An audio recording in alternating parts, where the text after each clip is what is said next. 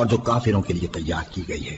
اور جو لوگ ایمان لائے اور نیک عمل کرتے رہے ان کو خوشخبری سنا دو کہ ان کے لیے نعمت کے باغ ہیں جن کے نیچے نہریں بہہ رہی ہیں۔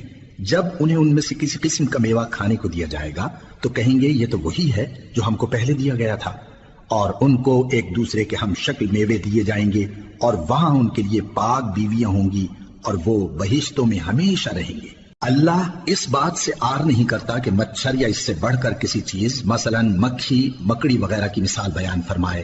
اب جو مومن ہیں وہ یقین کرتے ہیں کہ وہ ان کے پروردگار کی طرف سے سچ ہے، اور جو کافر ہیں وہ کہتے ہیں کہ اس مثال سے اللہ کی مراد ہی کیا ہے۔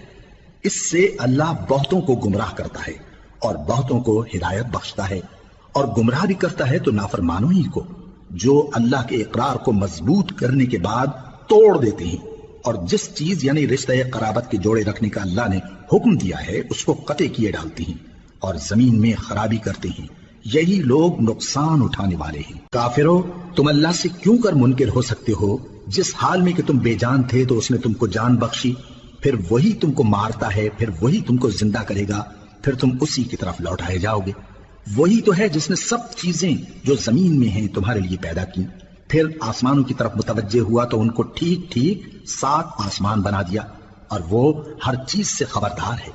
اور وہ وقت یاد کرنے کے قابل ہے جب تمہارے پروردگار نے فرشتوں سے فرمایا کہ میں زمین میں اپنا نائب بنانے والا ہوں۔ انہوں نے کہا کیا تو اس میں ایسے شخص کو نائب بنانا چاہتا ہے جو خرابیاں کرے اور کچھ تو خون کرتا پھرے؟ اور ہم تیری تعریف کے ساتھ تسبیح و تقدیس کرتے رہتے ہیں۔ فرمایا میں وہ باتیں جانتا ہوں جو تم نہیں جانتے۔ اور اس نے آدم کو سب چیزوں کے نام سکھائے، پھر ان کو فرشتوں کے سامنے کیا اور فرمایا کہ اگر سچے ہو تو مجھے ان کے نام بتاؤ۔ انہوں نے کہا تو پاک ہے، جتنا علم تو نے ہمیں بخشا ہے اس کے سوا ہمیں کچھ معلوم نہیں، بے شک تو دانا ہے، حکمت والا ہے۔ تب اللہ نے آدم کو حکم دیا کہ آدم تم ان کو ان چیزوں کے نام بتاؤ۔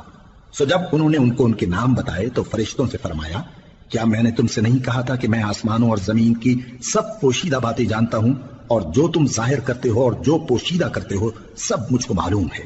اور جب ہم نے فرشتوں کو حکم دیا کہ آدم کے آگے سجدہ کرو تو وہ سب سجدے میں گر پڑے مگر شیطان نے انکار کیا اور غرور میں آ کر کافر بن گیا۔ اور ہم نے کہا کہ اے آدم تم اور تمہاری بیوی بہشت میں رہو اور جہاں سے چاہو بے روک ٹوک کھاؤ پیو، لیکن اس درخت کے پاس نہ جانا نہیں تو ظالموں میں ہو جاؤ گے۔ پھر شیطان نے دونوں کو اس درخت کے بارے میں پھسلا دیا اور جس عیش و نشاط میں تھے اس سے ان کو نکلوا دیا۔ تب ہم نے حکم دیا کہ بہشت بری سے چلے جاؤ، تم ایک دوسرے کے دشمن ہو، اور تمہارے لیے زمین میں ایک وقت تک ٹھکانہ اور معاش مقرر کر دیا گیا ہے۔ پھر آدم نے اپنے پروردگار سے کچھ کلمات سیکھے اور معافی مانگی تو اس نے ان کا قصور معاف کر دیا۔ بے شک وہ معاف کرنے والا ہے، بڑا مہربان ہے۔ ہم نے فرمایا کہ تم سب یہاں سے اتر جاؤ، جب تمہارے پاس میری طرف سے ہدایت پہنچے تو اس کی پیروی کرنا کہ جنہوں نے میری ہدایت کی پیروی کی ان کو نہ کچھ خوف ہوگا اور نہ وہ غمناک ہوں گے، اور جنہوں نے اس کو قبول نہ کیا اور ہماری آیتوں کو جھٹلایا وہ دوزخ میں جانے والے ہیں اور وہ ہمیشہ اس میں رہیں گے۔ اے آل یعقوب، میرے وہ احسان یاد کرو جو میں نے تم پر کیے تھے، اور اس اقرار کو پورا کرو جو تم نے مجھ سے کیا تھا۔ میں اس اقرار کو پورا کروں گا جو میں نے تم سے کیا تھا۔